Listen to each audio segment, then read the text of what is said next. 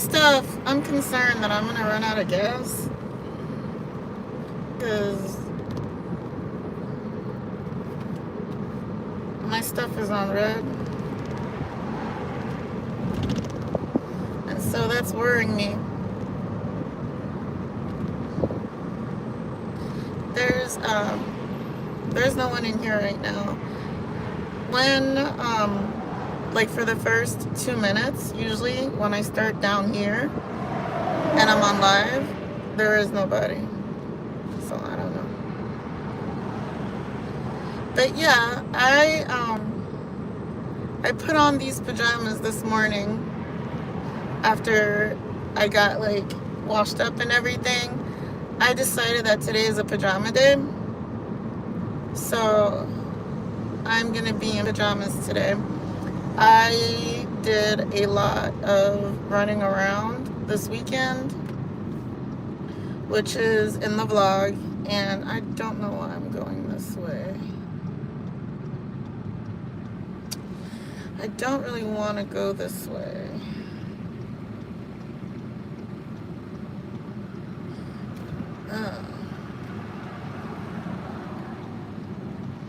I'm trying to think of like, I think I'm gonna go this way today. Yeah. So I am trying to re-stretch my ears to 1 inch, a 1 inch diameter, right? And so this is a 00, and I feel like I'm really honestly starting from scratch, which is ironic because I was a 00 at so this is how, I don't know if there's light that's gonna go through, but this is the 00 gauge. Here we go. And I was this same gauge when I was at the max stretch. So when I was getting my doctorate in psychology, I thought that I have it, but when I was a doctoral student, I decided in my last year, well, no, it wasn't my last year. It was like my practicum years when I was thinking about it. But then what happened was when I was doing my postdoc, after getting my doctorate, I decided that I wanted to stretch my ears. I thought it was dope. I thought it was cool. And I just wanted to do it, you know. So I went to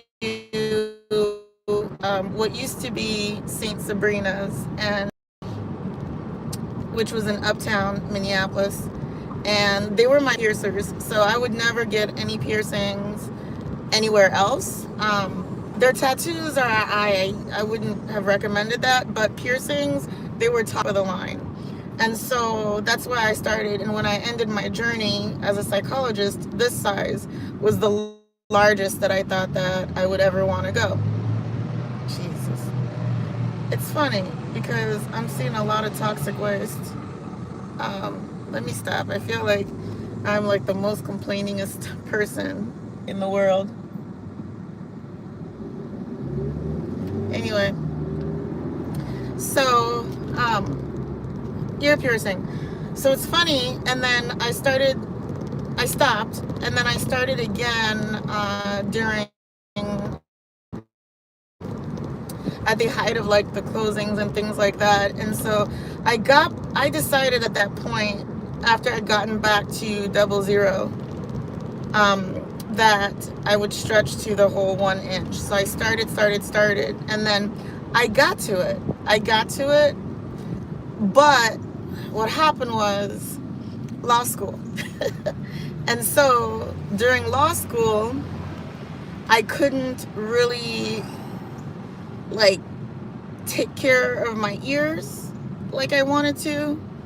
And so I stopped stretching because I don't want like blowouts. I don't want like ripped ears. I don't want any of that. So I stopped stretching. This one right here, she's temperamental. And that's probably because she has a lot more scar tissue than this one right here.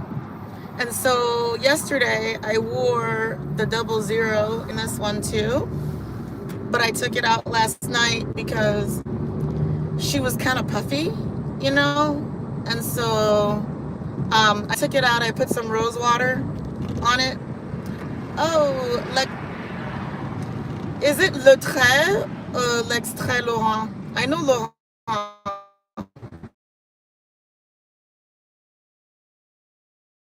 That advertising. I want to go to 1 inch again. And then Shabnat says, good, good, good, good. Welcome, welcome. Yeah, so that's what I'm planning on doing. So that's going to be my journey. Right now I'm headed to pick up my kid at school. He had a presentation today at the end of the day on it's, what is it? I think it's leadership, a leadership portfolio. And so with that, he had to create a LinkedIn profile. And we are not, like, as parents, we are not happy with him having an online presence of his own because he's young, right? He needs to, I don't know. But then we also can see, we trust Hamlin, we trust the school, we see how it can be beneficial for him. And so, you know, the fact that he knew to come to us and have the conversation with us about, it's going to be 5 points off of his presentation if he doesn't have a LinkedIn. And so it was kind of like a no-brainer, like, get your points, baby, that's fine. And he can connect, he has to connect, I think, with his professor for this class, and then he has to connect with the Hamlin alumni group. And that's it. And since he's not a business major, he doesn't need to connect with the Hamlin Business School. And so that's where he's starting. I'm not connecting to him. His dad is not going to connect to him. And he needs to just keep it how it is right now. It's not really filled out with anything. Like, there's no bio. He's not open to work. He's already working, and his job is to make those good grades in school. Oh, Jesus. Do I want to go this way? Yeah, I'm going to go this way.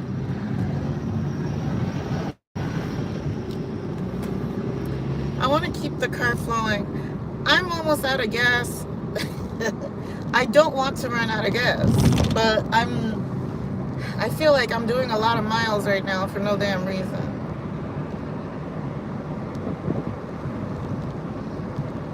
Child, I don't know. But if I get stranded here, then you guys are gonna get to watch my husband come and save me, which he's gonna be very pissed about because he has meetings all day today, and I really shouldn't be getting saved.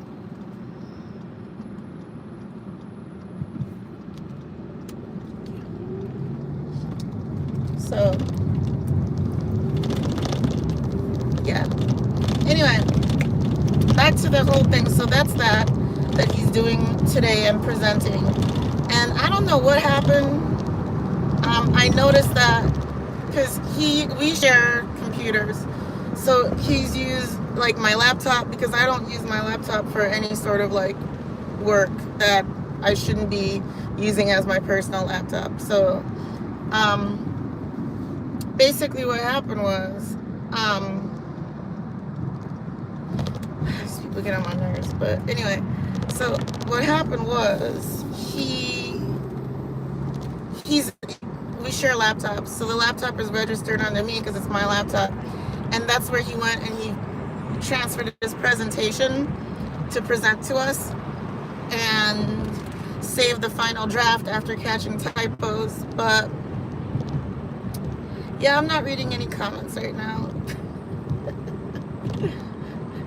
So yeah, and so it's saved, so his whole account was open and everything on my laptop, and I just went on my laptop to just look at his account to see, because I saw like an email pop up from, I think, the professor about the presentation. So I went to go look, you know, and I couldn't. So it's like, it like completely logged me out. So that means that he's logged in with his account somewhere. which he shouldn't have needed to. But I get concerned because when you do that, you're giving somebody access to your account, and I hope that he knows to, like, completely restart the freaking computer before the next person. Because what? No. I hope he knows to do that, because we don't need people in his account. Like, so I hope he knows to do that. He probably does.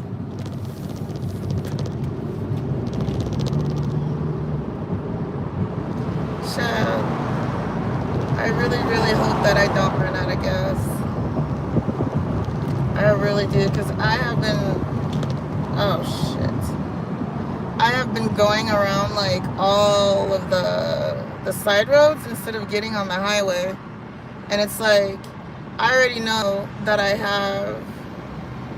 I can only go like maybe 30 miles, but then it's saying cruise at 20 miles per hour for the gas thing. So I'm freaking out. I'm scared. I don't want to pump my own gas. Okay, let's start there, but I may have to. So, I don't know. And that's what I'm talking about. So he's probably not going to be able to save us or me until, shoot, the last meeting, I think 4:30 today.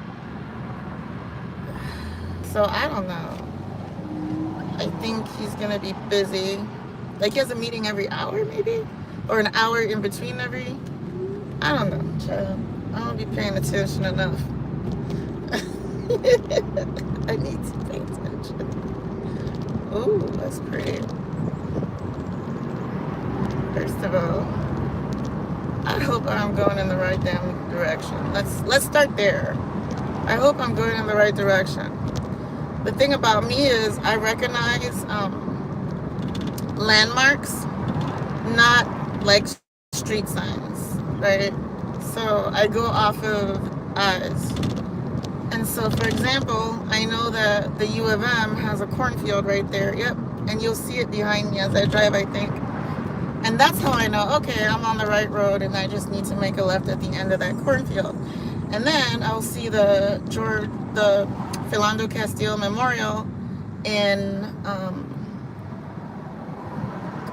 not Lauderdale, Falcon Heights, is it? Child. Which is the neighborhood right next to the neighborhood where my kid's university is. So that's how I know. This is so cool. They work the farm over here. That's really cool. I wouldn't mind being any one of these homes over here. I wouldn't mind, because that's definitely better than a cemetery. And so there's a bike lane. Why is this person slowing down like this? Okay, oh, because they live here. Okay, so there is like a bike lane, and then people are using like walking paths. But I know that if I, as a Negro, moved here, I'm guaranteed for people to decide to change how they walk their animals and where they walk, to make sure that they run dab slap in the middle of my driveway on the public sidewalk part that crosses my driveway. For instance, today it was some dude on a skateboard with a little kid that didn't even have pedals on his bike, right? He didn't have pedals, and it was like a wooden sort of thing, and the kid was pushing it. Basically shit that belongs in your driveway, right? And for like little ones, right? And he was having this kid follow him across the street into my driveway, even though my driveway is the only driveway, because I have a lot of trash cans that I put out on trash day. So I basically have to inconvenience myself by blocking the skirt into my driveway. So it has to be moved for me to pull in and pull out. And I'm in this situation because of the construction. that was being done, or that is in process right now at my house. So I don't want to have another winter where my car is outside, but that may very well have to be the case. And if so, I want to be better prepared this winter. And so, because y'all see what I drive, right? Ooh, ooh, ooh. Okay. Because I don't want to wait. I don't want to wait another for your love. Okay. I haven't sang in a long time. That's another thing. I haven't done ukulele in a long time. Because kids went back to school and my life ended. No, but I was just saying, the poor kid, he was like, go right here, right here. No, right here, in between. So he had him going in between the trash cans. And the kid was not comfortable. Like, it's almost like we have to be taught to harass people. We don't just, like, when we come out of the womb, just know to go harass people. So that's what was happening. And then the most uncomfortable spot for them, I'm sure, is in between my vehicle and my trash cans. And like, it's just not like he could have stood at the side. He could, I don't know. There was, and then he just kind of stood there and decided to have like I guess a father parenting time. And he's like, look around you, look around you. And he's talking about look around my trash can, okay? So I'm watching this with my husband. We're just like, what the fuck is going on, dude? And he's like, look around, look around. And then he goes, you see that over there? Pointing to like the stuff that's just in our yard, like the privacy fencing and all of that. And then he goes, ooh, scary, right? And he is standing in my, let me explain something to you. So the driveways where I live, there's like a sidewalk like that runs across them. And then there's continued sidewalk, along down the road, up and down the road. This man is doing this in the middle of my fucking driveway. By that I mean in the part of the sidewalk that traverses my driveway. That's where he's doing that.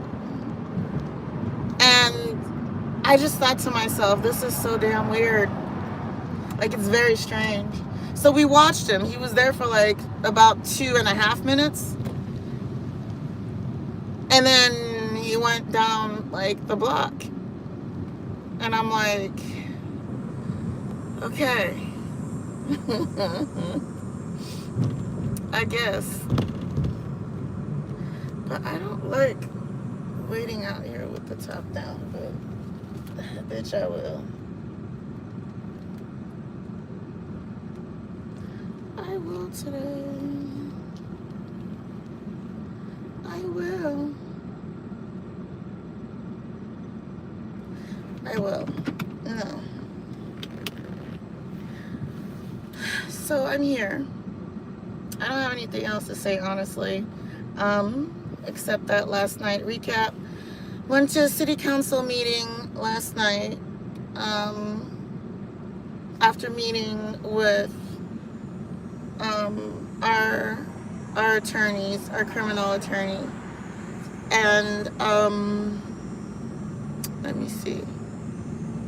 Today is Wednesday because it's trash day. You see this? So today is Wednesday because it's trash day, and I really oh, I need to find some money to pay not only the civil attorneys but also the criminal attorneys. Child, and y'all see what my job is, right? They don't pay me.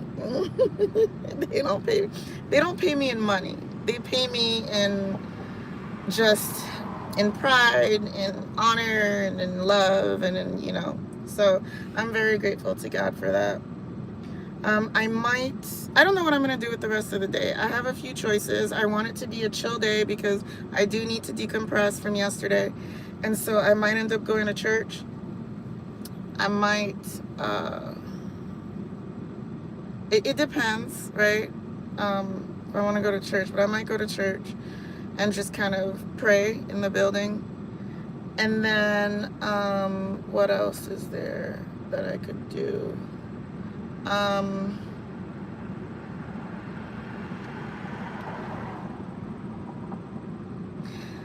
do need to look at schoolwork for the two younger ones. And then, what else do I need to do?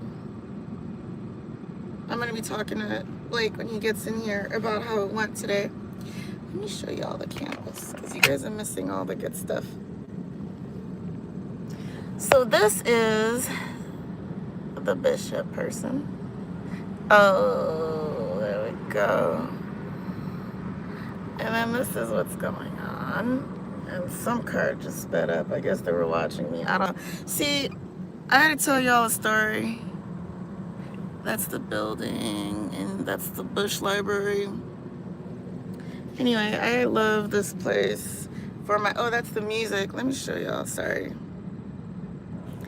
And then this is the music where they do like the music classes and stuff. And I think there's a dorm back there. So yeah. Hi. Anyway, excuse. Oh, jeez.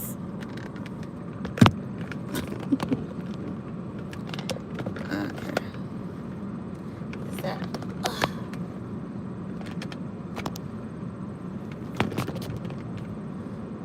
Yeah.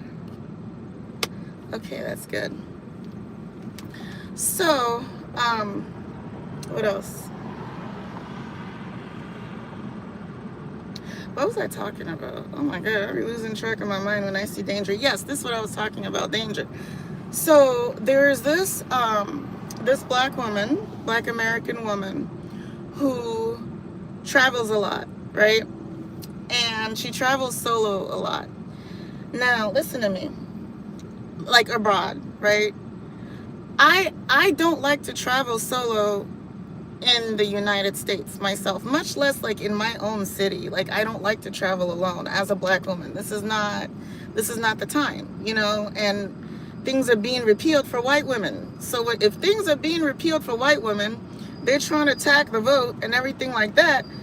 How the hell do y'all think things are going for me? Okay, so let's start there, right? So anyway, she went to Tunisia and she was staying in a hotel, and then the last thing that she remembers is being at the lobby of the hotel. And she wakes up in a car.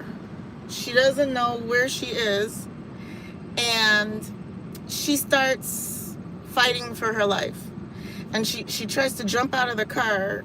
The guy jumps out and tries to grab her, and then he starts like beating her. She had 2 black eyes. Okay, she had blood in the eyes and the black, like okay, and then she had like cuts on her mouth, like he used something. It can't just be nails. And then those kind of marks, like X's, like that, were all over her body. And so she's traumatized, right?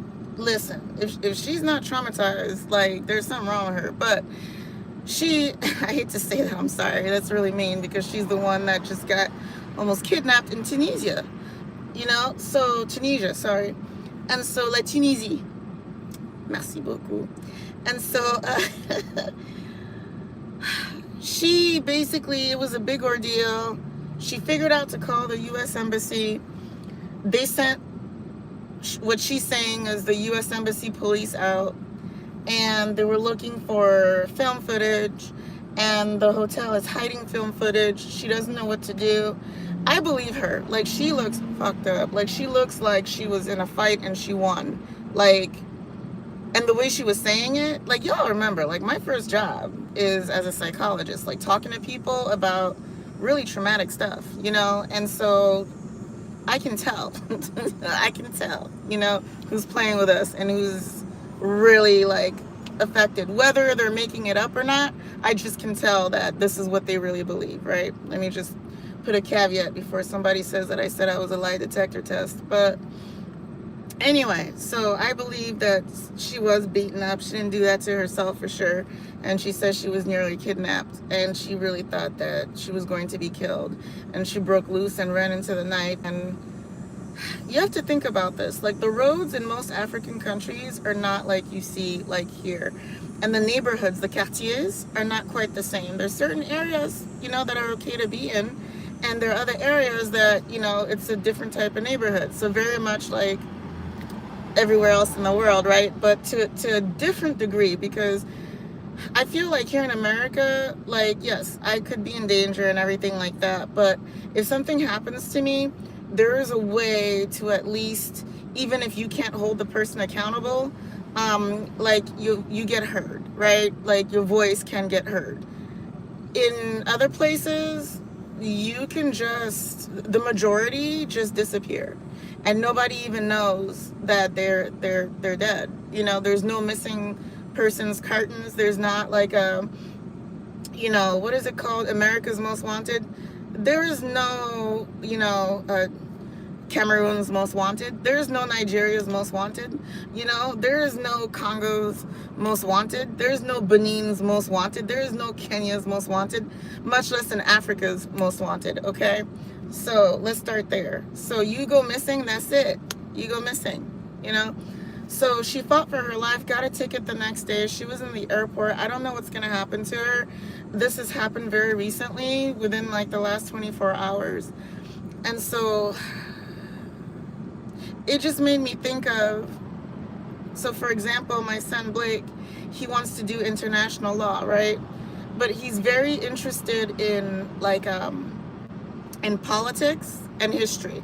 History first, and he's very interested in politics and talking about governments and things like that. And I'm not surprised, because my family of origin, as you guys know, is politics, you know? So I'm not very surprised. Like at an early age, like, you know, my mom, she listens to the news 24/7, and she listens to the BBC, right? And so the kids are going to be around that when they're visiting Nana and listening to things, and that, and then also sports. My mom watches a lot of sports. So news and sports, that's my mom. So, and she prays a lot. So there's that. Anyhow, I'm thinking to myself, and I don't want to push like my dream on him, obviously, right? But like, that could be something that he could deal with if there ever was a process created for like the whole international law thing. It doesn't have to be somebody who's like sex trafficking on a high level, you know, if they're attacking like an American citizen or something. Like, do you know what I'm trying to say? Like, I don't know. I'm not smart enough, right, to have that already figured out. But it made me wonder if that's some more good that he could do in society with his international law degree. Just take, you know, a pro bono case here or there to help somebody who, like this woman, this Black American woman, was almost unalived in Tunisia, you know. So yeah, with that, it is 12:24. I'm going to leave you guys. Thank you so much for joining me, and I'll talk to you guys later. God bless you. Make sure you subscribe and you comment once it's posted, and you share. Okay, love you.